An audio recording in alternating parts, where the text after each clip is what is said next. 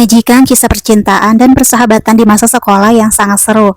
Drama satu ini sudah di-remake oleh negara lain, salah satunya Thailand. Suatu hari, sebuah sekolah mengadakan karya wisata.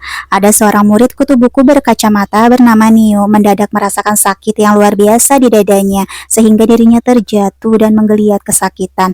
Dalam hatinya, dia berkata, kata orang, saat kau sekarat, hal yang pertama terlintas adalah hal yang paling mengesankan dalam hidupmu. Murid yang melihat temannya pingsan itu langsung berteriak. Pacarnya yang bernama Kao dan teman yang lain datang mengerubungi Niu. Semua tidak ada yang tahu alasan kenapa Niu bisa pingsan. Di depan UGD, saat semua menungguin Niu, bapaknya Niu tiba dan memberitahu teman-temannya bahwa anaknya punya aritma jantung, yaitu kondisi detak jantung yang tidak normal. Selama ini Niu menyembunyikan penyakitnya dari teman-temannya. Satu pekan kemudian terpantau Niu belum siuman, bapaknya dengan rajin membacakan buku dongeng buat anaknya. Lucu banget rambut bapaknya dikucir kuda gini guys. Gak lama kemudian teman-teman Niu masuk buat menjenguk dan minta bapaknya istirahat aja. Bapaknya bersyukur karena sudah lama beliau tidak tidur nyenyak. Tahu salah satu dari mereka bercanda dan berkata seharusnya dia memperlakukan Niu dengan baik dan tidak menjahilinya. Pacarnya Kao teringat lagi pada malam tahun baru, Niu berdoa dia ingin hidup lebih sehat, tapi doanya diledek katanya seperti pria tua. Niu bilang bahwa kesehatan adalah sebuah kekayaan.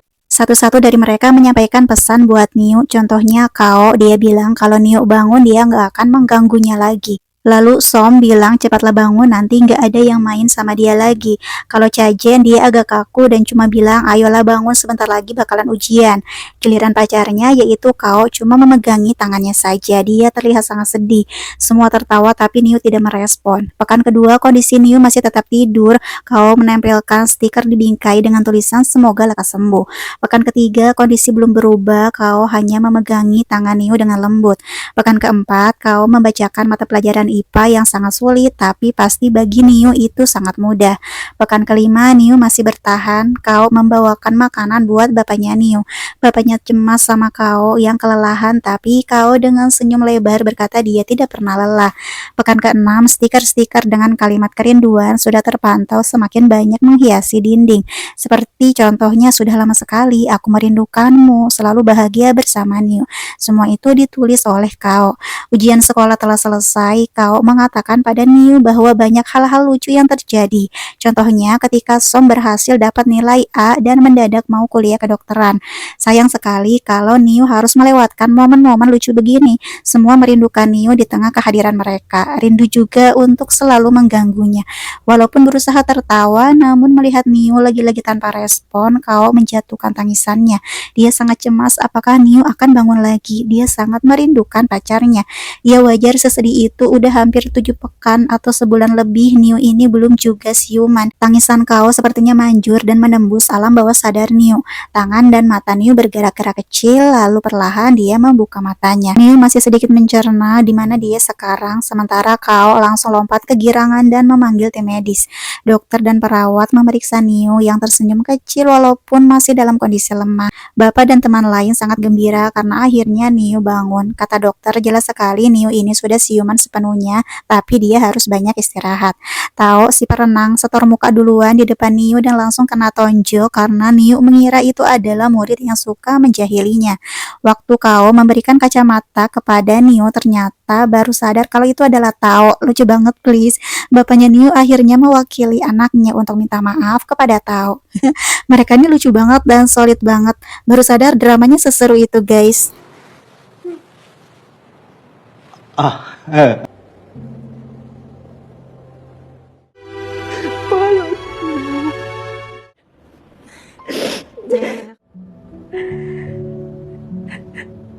Niu akan melakukan operasi jantung dan cuma Chad yang tahu hal ini.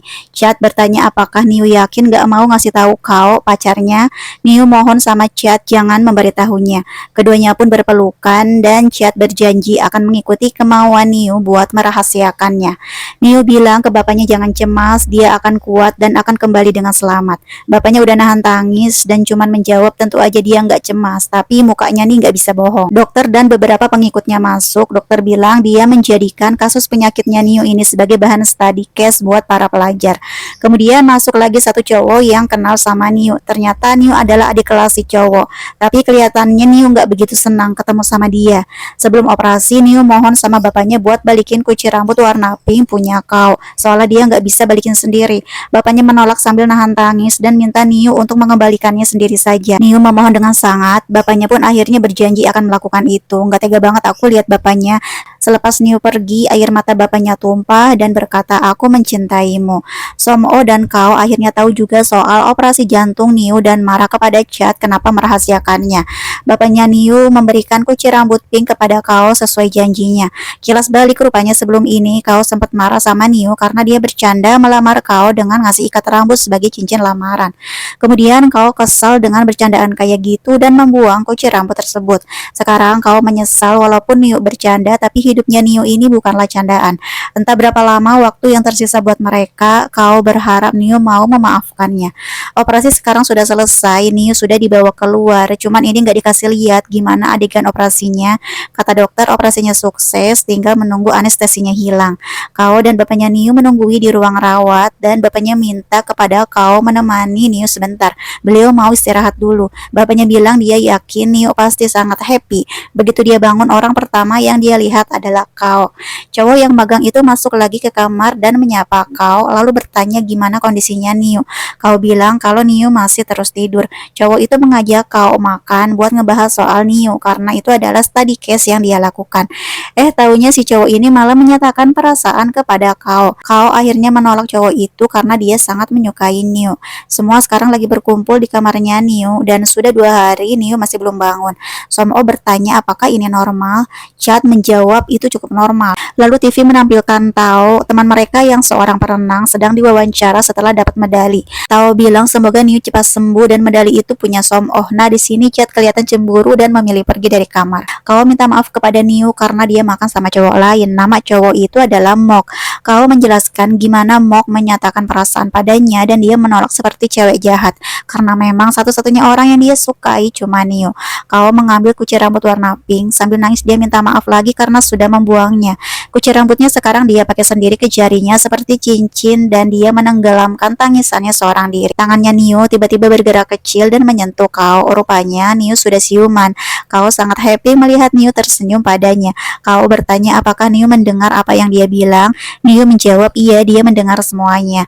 Niu berkata sekarang dia sudah kembali. Kao pun memeluk Niu dengan sangat gembira. Serius, Kao ini mukanya cantik banget, gak bosan liatnya. Lalu bapaknya Niu masuk, beliau langsung memeluk anaknya. Begitu tahu anaknya udah bangun dan Som-oh juga menyusul, kemudian semua orang merasa senang.